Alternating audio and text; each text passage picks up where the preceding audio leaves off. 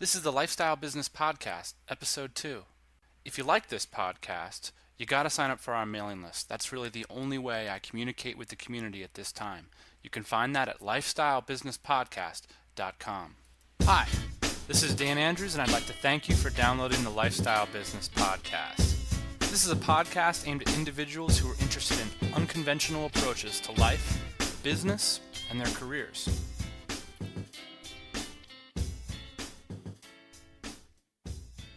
Okay, today we have a two-part episode. The biggest portion of the podcast, is going to be called 10 Signs You Might Be a Lifestyle Entrepreneur. Some of them are funny, some of them are more serious, but I think it's a cool way to go about fleshing out who our target community is, what we're talking about here, and what separates lifestyle entrepreneurs from more standard business people, corporate people, career people, job people, everybody else. What sets us apart as people who are interested in lifestyle entrepreneurship? And at the end of the episode, I'm going to answer a question. I received a really cool email from a listener last week. You can send me questions or feedback to Dan at lifestyle-business-podcast.com. I'm happy to answer your questions on the podcast. Rob from Australia writes, I listened to the podcast and really enjoyed it. Some stuff hit home for me big time, especially what you said about seeking out mentors and other positive relationships. And Rob also talks a little bit about unable to kind of filter out sort of all the inputs and the expectations that people have. And he says, as a result, it's been difficult to find people that can sort of be positive mentors in a search. And so what he says is, do you know any more specific strategies would help with this search? For Rob, I do, and I will share 3 at the end of the episode. So let's get started right away.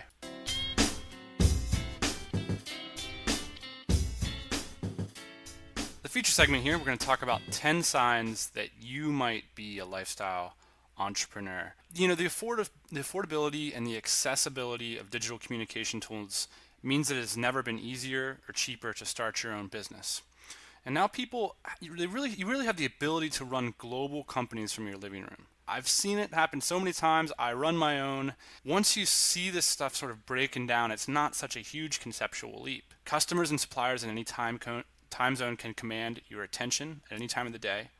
And these conditions have created fertile soil for the lifestyle entrepreneur, the lifestyle designer, barefoot executive. You know, there's a lot of different terminology for this kind of thing. And that's a person who creates businesses that pay not only in money, but in time and mobility. Therefore, that increases the effective value of your income. That is really the critical thing here, is that in the digital world, there's many more currencies than just money. And when you take away someone's freedom of mobility, basically what's happening is that if you can create cash while creating time and mobility, that has a multiplicative impact on the cash that you have. If, for example, you spend your money in the same place every single day for years, there's really diminishing returns to the value you're seeing for that money. It's not bringing extra excitement or extra learning or intrigue or opportunity into your life. But if you can have a vocation or a company that allows you to start moving around and engaging new circumstances, even small things like, for example, when I first quit my job, the best mastermind group that I started going to happened to be for internet marketers, and it met in the middle of the day. It was a great meetup, and not having a job allowed me to go there. Also sort of served as a filter. So anybody that hadn't taken the plunge and quit their job, they weren't going to be at this meeting because it was smack dab in the middle of the workday. Having that time away from an office location allowed me to seek out these great opportunities, which those meetings are extremely inspiring, and it really allowed me to talk with some much smarter individuals than myself, and it were a great help in my business. That's just one example of why you would even want to seek out time and mobility in a real practical way, is the ability to latch on to new sources of value and income and not just have to arbitrarily sort of show up to a building every day. Okay, so of course there's always been lifestyle entrepreneurs. But only recently, with the help of the internet, has the lexicon and the culture begin to emerge around this kind of thing. And hopefully you'll find this podcast as one of the premier resources to this movement. So what follows is a list of 10 signs that you might be a lifestyle entrepreneur. So number one, your laptop is your most important possession. More than any phone, car, lucky t-shirt, your laptop serves as the central hub from which you conduct your business and your life. It probably has some scuffs, and the loss might inspire some tears, but instant replacement. Although you back up all your files with Gmail or some other cloud services, so if you were to lose it, you would still be okay. So make sure there's a couple services you can look into. I use Gmail, Google Docs as sort of cloud computing services. Also, Mozy is a service that you can use if you have things like QuickBooks databases or things that you really need to hang on to. Although I would definitely suggest using sort of online cloud-based accounting services like a FreshBooks, for example. Number two, do you guys have Wi-Fi is the first question you ask upon entering any hotel, friend's house, cafe, or family gathering.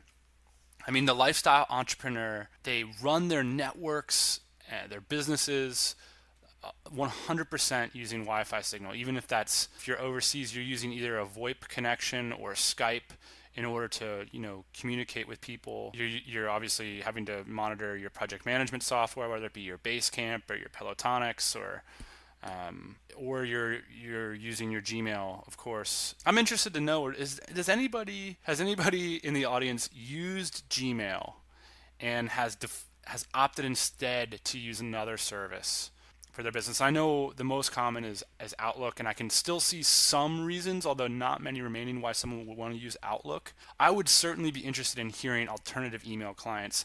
From my perspective, Gmail kills, and I would be interested to hear why people would make an alternative decision. Number three, you bring up for discussion the most recent posts from the following top bloggers: Tim, Leo, and Seth. While out for drinks with your friends, you refer to them by first name and as if they were close friends. Tim, obviously Tim Ferriss, for those of you who are already into the lifestyle design, lifestyle entrepreneurship movement, Tim Ferriss sort of wrote the definitive book of the movement. It's called The 4-Hour Workweek. It's not really about working 4 hours, although you can. It's more about creating leverage in a solopreneurship situation. And that's really important, okay? So here is one of the fundamental mistakes that solopreneurs make. They forget about the importance of activating a close active network working for a common goal. So as a business person, you can have one of two things working for you, right? It's either capital or people. Now, there's also, of course, there are viral elements on the web that can work for you. So if you create a great document or something and people pass it on, that's a sort of a form of leverage. However, basically, I would say the majority of people getting involved in solopreneurship or lifestyle design, they're not gravitating to this because they have tons of capital. If you're not used to ownership and capital and having people working for you, it's easy to kind of assume that the route of going as a solopreneur is something that is separate from that.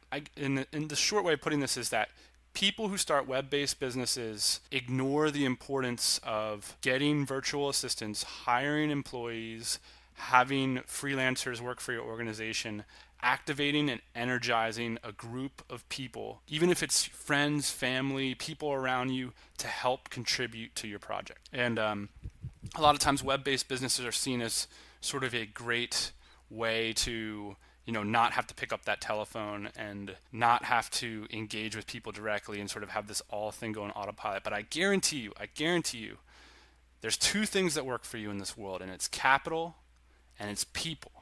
And those are the things that create equity and wealth. And so look around. If you don't have capital working for you, you better get started on people. And that means hiring low-cost virtual assistants. That means getting a small tribe of customers enthused and reselling your products. That means putting your hand out there and meeting top bloggers, meeting top people in your space, and getting them enthused about what you're up to. And it's not about a popularity contest, but it is about doing things that are so valuable that people want to have you around. And essentially, always look at as wealth and money as an exchange for what people find valuable. If people don't think selling your product or engaging with you is valuable, you're not going to see money on the other end of that. There are contrary examples, but certainly a surefire way to create wealth and get money and create wealth for yourself is to really reach out and improve the quality of your network. And so we're going to talk much more about that. But we're talking about Tim Ferriss. We're talking about Leo, who writes Zen Habits, which I think in a digital world, you need to create sort of proactive habits that allow you to simplify things, because it's so easy to sort of let the world flood in on you. I think one of the things that both Tim and Leo talk about so effectively is how to focus in on the information in particular that is helpful to you, that's going to get you to the next level. And the opposite of this would be people who are unfocused and will fritter about sort of vague general information, like where there's a political strife, or which news anchor is arguing with which news anchor, or like what's going on in Arizona right now. And you've got to ask yourself, what is the effect of allowing this information to act on my brain right now? And is it helping me to get the life that I want? And this is difficult because, in a lot of ways, like going to look at a celebrity blog, or one of my Achilles heels is going to the Huffington Post blog. I love to kind of see what this scandals are going on and who's arguing with who. I definitely put myself on proactive diets for that stuff, because I find that when I'm happier and I feel better about myself, when I can focus on the information that is improving my life and bringing me to the places I want to be. That's number 3. So we got to get moving here. Number 4, you are planning your next mini retirement now. That means you are constantly planning on downsizing your life and relocating somewhere. I love to relocate, as Tim Ferriss suggests in his 4-hour work week, to locations that are meaningful in some way other than just kind of like they're exotic or I'm looking around. In particular, I love to go to places that have some kind of business significance. I like to, in particular, energize a group of outsourced professionals to work on my projects. And so what do I do for my mini retirements? I go to them. I live with them. I ask them to make arrangements for me. I want to meet their families. I want to eat their food. I want to learn about their culture. And this has been an awesome experience because we engage on a project that is important to both of us together.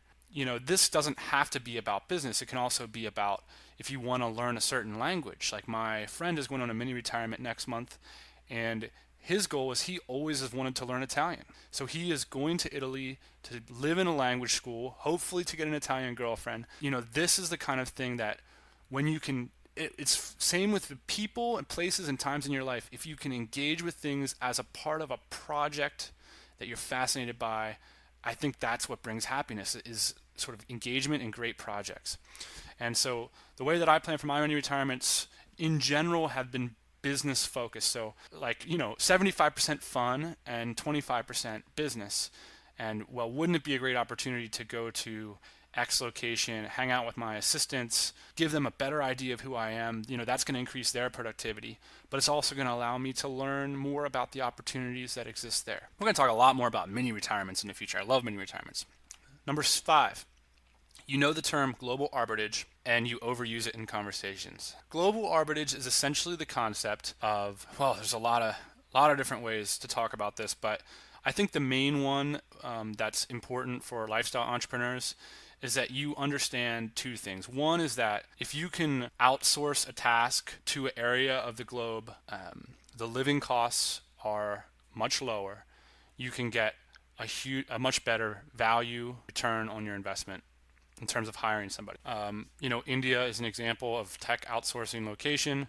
Maybe not the best right now. We'll talk more about what the best is right now in the future. But let's just take, for example, it's cheaper obviously to live in India right now than it is to live in California. So if using digital communications tools, if I can outsource a task to India, then I can get a better rate on it. That's one form of global arbitrage. Now, the other way to look at it is if you can mobilize your income. So say you make 45 grand a year and you live in Philadelphia, for example, you might be able to save, I don't know, it depends how frugal you are. You might be able to save anywhere from $300 to $1,000 a month on your income. Now, if you were to be able to mobilize your income in Philadelphia and you were able to travel to, let's say, a lower cost area of the world like the South Pacific, some island in the South Pacific, the cost of living there might be $1,000 a month. So your effective income, the amount of money that you could save, could easily go up to, $1,500, close to $2,000 a month you could save on that just by moving to the South Pacific. So there's a lot of different ways that if you can mobilize your income, if you can detach it from a certain location, it can become more valuable. You can see this with time and money. So it's the same thing. Look at how much you'll pay for a sandwich in the airport. Now, the reason that an airport sandwich costs $7 and the one 2 miles down the street costs $3 or $4 is that they're taking advantage of the fact that you don't have any time or mobility. You cannot leave the airport because of security, and you have to catch your flight. Basically, you're going to pay more. And if you were to have time and mobility, if you could arbitrage yourself, you could take advantage of that and pay less for a sandwich. So these are a bunch of examples, but there's ideas that are really powerful. Number 6, there are people who play critical roles in your business whom you've never met. It's possible you've never been to the country in which they live. This is similar to our previous point, which is to say that this is a theme that I'm really enthused about, and I really try to get people moving in this direction. If you want to be a lifestyle entrepreneur, I can tell you one interesting first step. I love the guys who will make a hardcore move and they'll say the first thing you need to do in your business is make sales, sell, sell, sell. That's cool, but there's also a lot of mindset things you need to go through in order to become an entrepreneur. And one of the biggest things you can do to sort of throw your mindset into hyperdrive is to hire somebody. Hire somebody. Now you can go to Vietnam, you can go to the Philippines, you can go to India, you can hire somebody for $400 a month. Most people in the United States can find $400 a month. Oh, I don't want to say most people. I want to say you're listening to this podcast. You can find $400 a month for certain.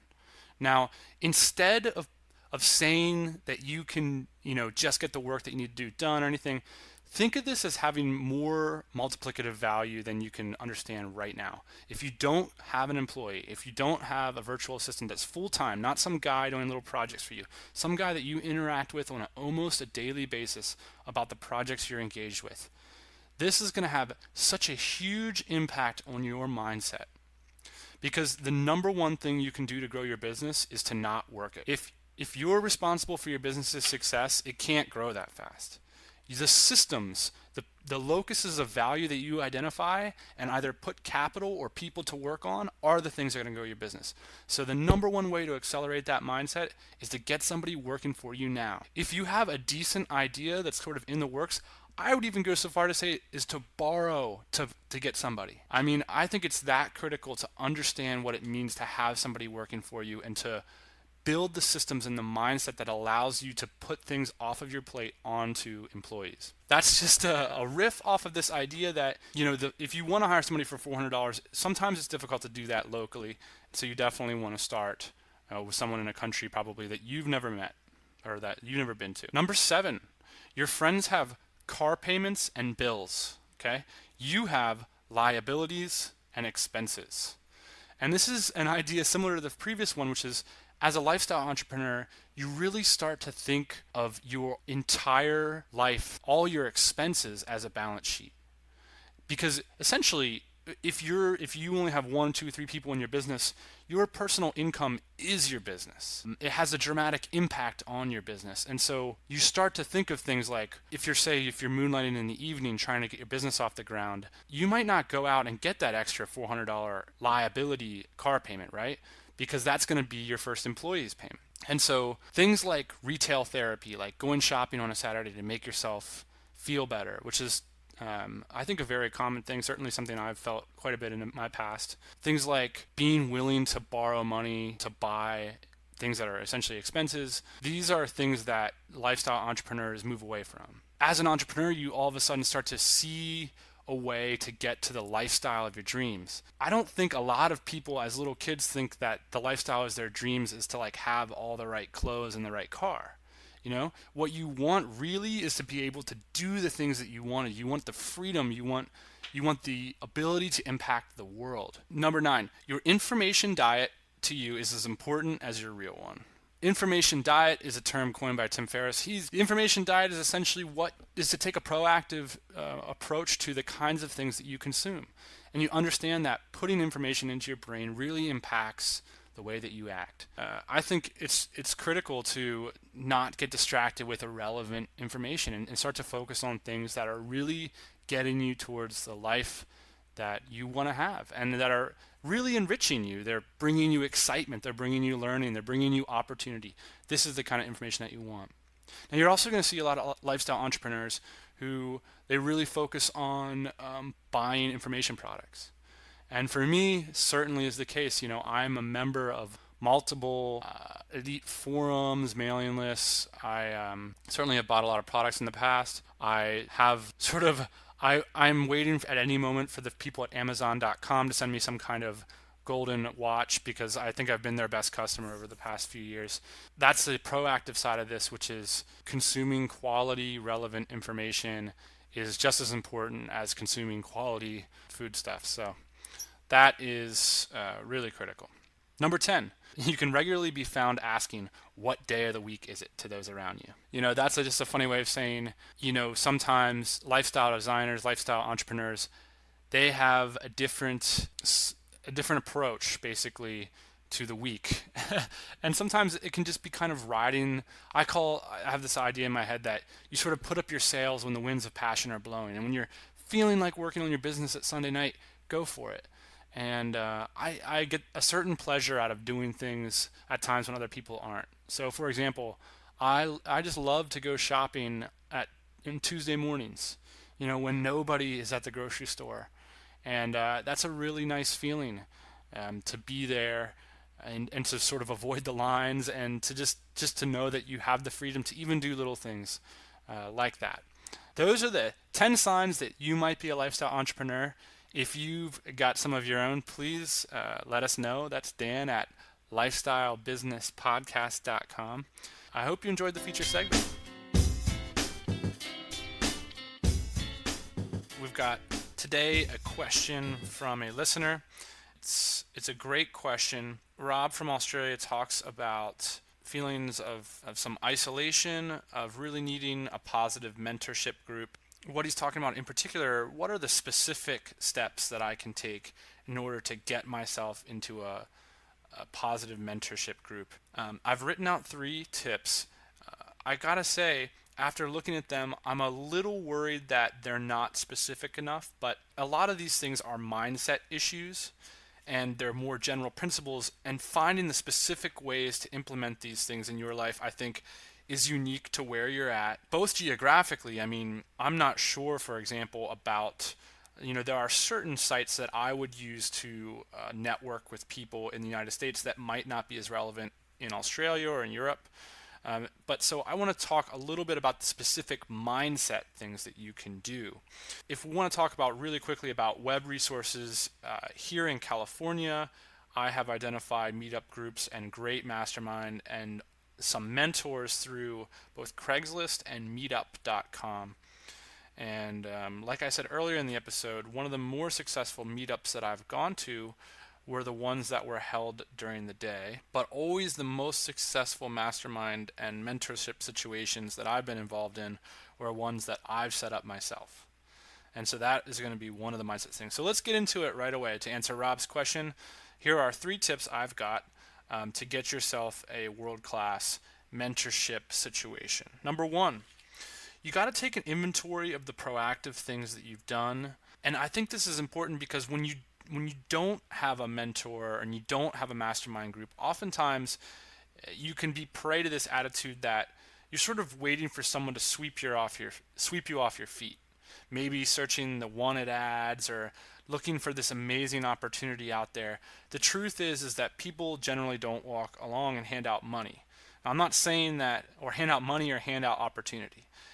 I'm not saying that doesn't happen. Certainly, from time to time, one of the greatest feelings on the planet is when you feel like you're giving that opportunity to somebody. But if that's a bad strategy. I mean, the lesson is that those things are great and they can happen. It can, like, opportunity and wealth and everything can just fall on you.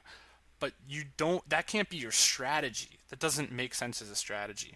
And so the first step in your strategy needs to be to take an inventory of the proactive things that you've done, the things that you can say about yourself I'm interested in this. I've done research in this. I've actually, done work in this direction. It's very common for people to underestimate what they've done. And when you do this exercise and take an inventory of the things that you've done, don't underestimate it at all. We have this whole cultural mindset that inordinately rewards the people that have been notable or remarkable for the things that they've done, and it easily belittles the kinds of things, the steps that you've taken in your life to get things done or to take proactive steps. Take note that your interest in a topic automatically puts you, generally, as long as that interest isn't in like the most popular television show on TV, your interest in a particular topic puts you in the 1% of the population. Now, if you've actually taken the proactive step to read a book about that topic, you're already much farther along. So take an inventory of things that you have done proactively. And these are the things that you want to identify as sort of valuable knowledge and information that you have that can be a benefit to other people in relationships. Now, I want to give you just a quick example of a time that I've undervalued something that I've done, how it hurt me in finding mentors for that project. I basically had an idea for a relatively simple software application, and I went on to Elance to try to hire somebody to do this, and it's ended up pretty much being a disaster. Now I'm still going to be launching this project, and I'm persevering through the downsides. But the point is that I sort of felt that because I know nothing about this stuff, that who would ever want to talk to me about this stuff? I mean, how can I really hang out with software guys and get their free advice, which is really what I needed. I didn't have any money left to put good money after bad, so to speak. When I finally did show up, and I took this positive inventory of, look, like, I may not know anything about software applications, and I may not be making a bundle of money off of them, but I did step out and try to do it. And what I learned when I was in a group of people with much more expertise than me, and most of them with much more success, is that I found that there was something that I did have to offer to this group, which is that not only my unique perspective, but that I had stepped out and tried to do something on my own. A lot of software developers I found had a similar desire. And maybe they had spent their time training, learning, or working for a company, or working for their clients. The mere fact that I had attempted such a thing turned out to be valuable. That was the source of my shame. Turns out to be something valuable I could contribute to the group. So take an inventory of all the proactive steps that you've taken. Be aware of them. You want to not undervalue the things that you've done. So every positive proactive step that you've taken is a feather in your cap. It's something that you can offer and share with somebody else. Don't undervalue what you've done. I think that that's an important thing. So it's number one, take an inventory of the proactive things you've done and don't undervalue them. Number two, you need to proactively seek out people. You need to create these scenarios. I think one of the best things you can do is create your own mastermind group that's forged in your vision. That's the best way to create what you want in the world. They say there's this business axiom that says the best way to predict the market is to create it.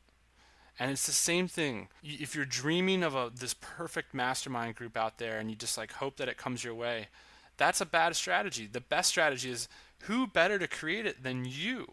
Know exactly what you want it to be, then create it.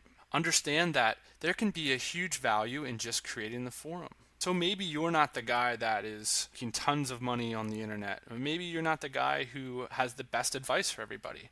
But you are the guy who's got the vision to bring it together. And by merely setting it up, you can be creating tons and tons of value. And there's countless examples of that being true. Bringing people together can be of huge, huge value. So if you have the vision to just bring this thing together, I think that is a huge value. So that's number two, proactively seek out people in meetups, whether that be through the web, Twitter, whether that be through blogs, whether that be through friends. You've got to proactively seek these people. And number three is be brave and be focused. I think bravery follows that focus. When you can clearly in your mind know what you want, okay? So you know the kind of mentors or the kind of mastermind or the kind of group of friends that you need to pull together. When you can focus in on that vision of what you want, you can start to see the value that it's going to bring you. Okay, so if I can meet with a group of 4 entrepreneurs every week and I can share with them the problems that I'm having in my business or in my lifestyle, my approach to lifestyle, here are the kinds of value that I'm going to get out of it. I know that that's going to inspire me, or I know that I'm going to get some great like money-making tips. Then that is going to buttress your bravery. When you can see the incentive of doing it, all of a sudden things like being nervous about an introduction or a cold call or putting yourself out there is going to greatly reduce, because you're going to be able to weigh that against some concrete value. So I think that that's an important element here, is that when all you've got is like the hope and the desire for something to happen to you, there's a lot of anxiety that comes along with this stuff. And if you can't put something on the other side, like the value that you can clearly envision, then oftentimes you'll become a victim of hope, like vague hope, and the kind of insecurity and pressure that puts on you. Get rid of that vague hope and be brave and be focused and be clear about what you want the world to look like. And I think that that's a great, those are 3 steps that you can take to adjust your mindset and get focused on pulling together a group of like-minded individuals. Rob, I really thank you for your question. I hope that gets at what you're going for. If not, send me another email and maybe we can start to refine this thing and work on a strategy that works for not only you but for the listeners as well. And we can certainly publish that on the website and everything. So anyway, thanks for joining us on the podcast. Hope to see you next time. Hey, thank you for listening to the Lifestyle Business Podcast. If you're particularly interested, you definitely need to go to our website at lifestylebusinesspodcast.com and get on the mailing list. That's how I communicate with the community, and I'll share some things through the newsletter that don't make it onto the podcast. Also, if you like the podcast, give us a shout over at iTunes. That's going to give us a big help, get us more subscribers, and will ultimately help us to invest more in bringing more information to the podcast. So hope to see you next time.